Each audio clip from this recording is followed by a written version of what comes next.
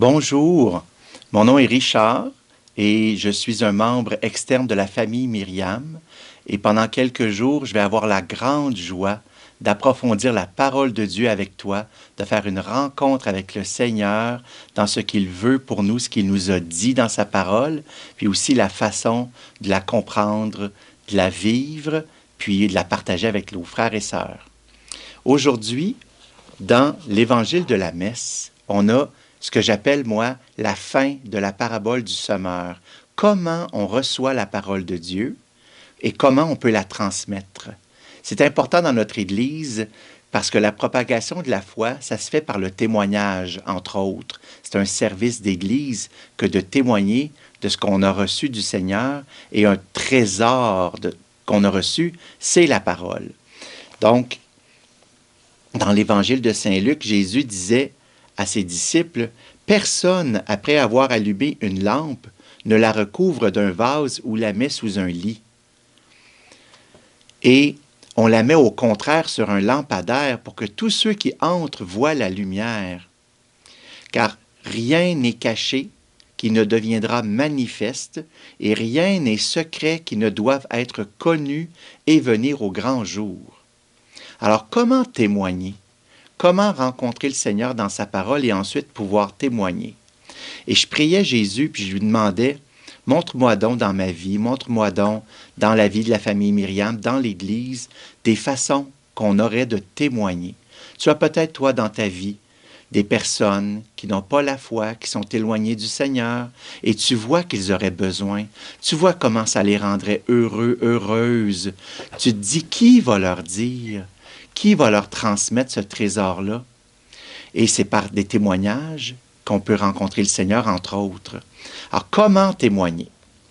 Et il y a plusieurs degrés de profondeur de témoignage qu'on peut livrer. Ce que je voyais, c'est qu'un premier degré, qui est très simple, c'est quand on aime Jésus, quand on connaît sa parole, quand on fréquente les sacrements, les activités de l'Église ou de notre communauté chrétienne, on peut témoigner de ce qu'on a vécu.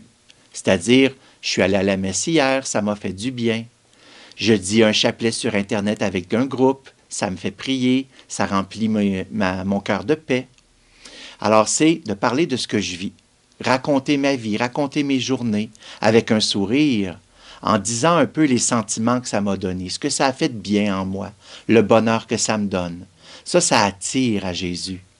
Un degré un peu plus profond, c'est quand je parle de mes journées, de ce que j'ai vécu, souligner ce que le Seigneur a fait, souligner ce que la providence et aussi beaucoup la miséricorde a agi en moi. Je peux aller, par exemple, dans une semaine de ressourcement, une retraite, dans ma paroisse, ou juste aller à l'église, passer du silence, et le bien que ça m'a fait, au lieu de juste dire « ça m'a fait du bien », on peut dire « j'ai rencontré le Seigneur, il a mis en moi sa paix, il a agi ». Dieu agit dans ma vie, dans ma journée, il fait des choses. Et c'est important quand on témoigne, pas juste de parler de nous, mais parler de lui, c'est-à-dire il m'habite, il agit dans ma vie, et quand ça paraît, je peux en parler. Et quand on souligne l'action du Seigneur, ça fait aussi qu'on va droit au but. Aussi, un témoignage que je trouve encore plus profond, c'est non seulement d'être un témoin qui parle, qui explique, mais aussi un témoin qui vit sa rencontre avec le Seigneur, c'est-à-dire devenir une personne témoin, une personne signe. Et là, c'est pas juste qu'est-ce que je dis, c'est aussi ce que je vais faire et ce que je vais être. Là, juste mon sourire sans parole, un sourire d'accueil, une minute que je prends pour écouter l'autre. Pas juste ce que je vais dire, mais ma manière d'écouter. D'ailleurs, cet évangile d'aujourd'hui termine par une phrase de Jésus tellement importante. Prenez donc garde à la manière dont vous écoutez. Et écoutez le Seigneur, écoutez sa parole, écoutez l'Église, mais aussi écoutez les autres autour de nous. S'ils n'ont pas la foi, ils peuvent vivre des tristesses, ils peuvent vivre des désespérances dans leurs épreuves, car aucune personne n'est épargnée des épreuves dans ce monde.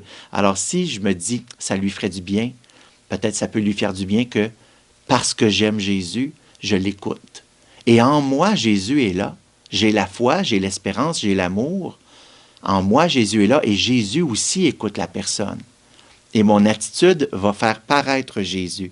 Si je deviens une personne signe, alors mon être va être rempli de charité, de miséricorde, jusqu'au pardon peut-être aussi, qu'on peut manifester de Jésus, jusqu'à même donner notre vie, hein, dans un sacrifice d'amour, de l'offrande, unie à l'offrande de Jésus. Et lui, Jésus, il faut se rappeler que moi, je vois les gens autour de moi, mais Jésus aussi les voit.